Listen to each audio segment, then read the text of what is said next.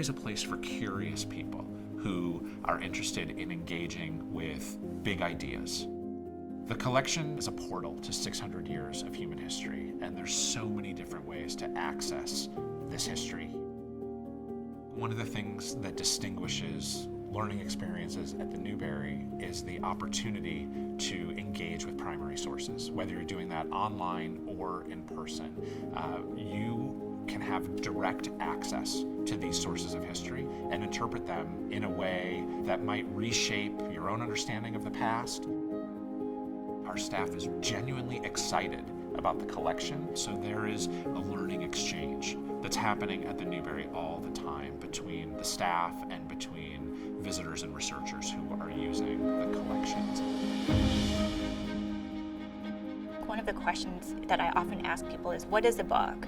If you had to define book, what does that mean? You look at a 15th century book and you can look at the paper and you can look at the bite of the type and what works and what doesn't. To actually feel that is a totally different experience. And you can see the conversations amongst bookmakers across time and place. It is a way to engage with the past that you cannot do by just reading something, reading a modern edition or seeing it online. We get lots and lots of students who are interested in making books and lots of young people who are interested in calligraphy and fine press printing and artist books especially. The Newberry Library undergraduate seminar was really meaningful to me. This was my first time using a professional archive and having the resources available to me to do that. I explored Ruth Page. She's a pretty famous modern and ballet dance icon, I would say. It was really wild to know I was seeing the purest form of her thoughts. It was very invaluable in informing my research about her, for sure. For so long, you see a huge erasure of Native people, a huge erasure of Native history, right? Or an inaccurate portrayal of Native history. And I think that's really shifted in that we're really conscious of making sure that we have primary source material but created by Native people themselves.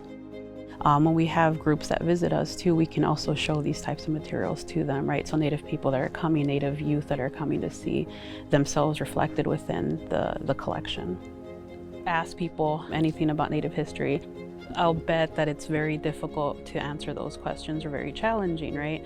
Because you don't see a curriculum that's being built to teach these type of histories, which I think is very important to do.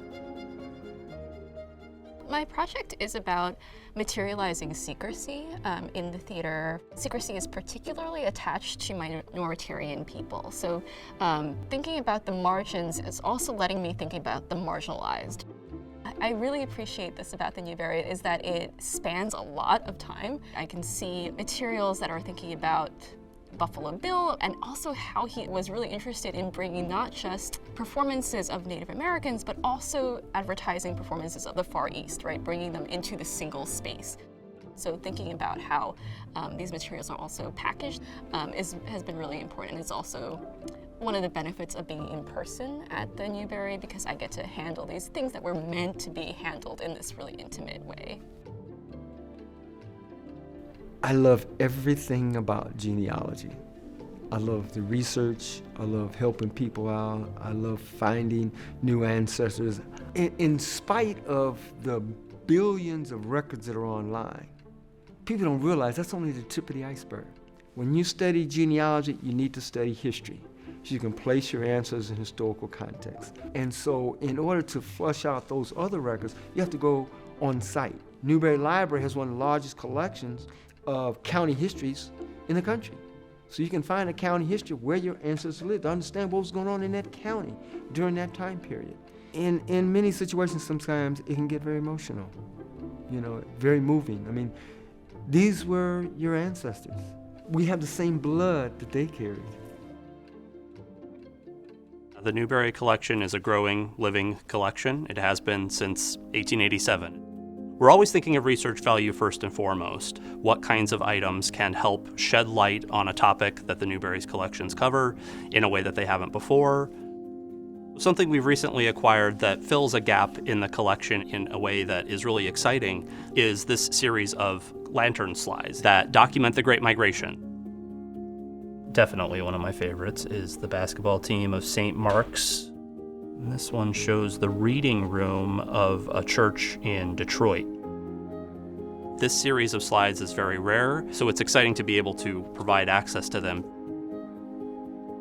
We do lots of exhibitions at the Newberry, so we're also looking at things that just help people get excited about a particular topic or really interested and engaged with an area of the historical studies that we cover here. It's not just the content, but it's also the context and the physical form of the items that we're interested in as well. Being able to build on those foundations is something that's really important to make sure that the collection remains vital, useful, exciting for another 130 years.